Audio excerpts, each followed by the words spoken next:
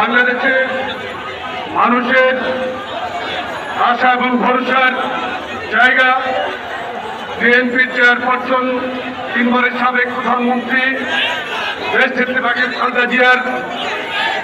সুচিকিৎসা নিঃশর্ত মুক্তির দাবি বিএনপির ভারপ্রাপ্ত চেয়ারম্যান,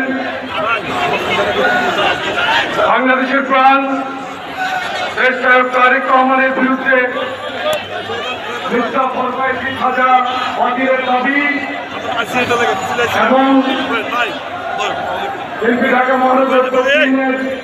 সংগ্রামী সিনিয়র যুগ্ম আহ্বায়ক রবীন্দ্রনাথের মুক্তির দাবি সহ সকল রাজনৈতিক মুক্তির দাবিতে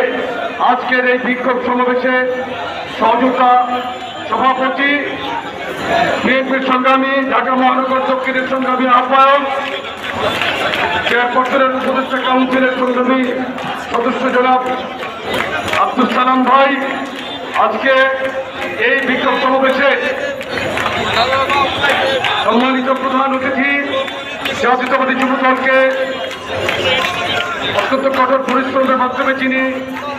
সুসংগঠিত করেছিলেন, যুব দলের সাবেক সফল সাধারণ সম্পাদক, সাবেক মন্ত্রী,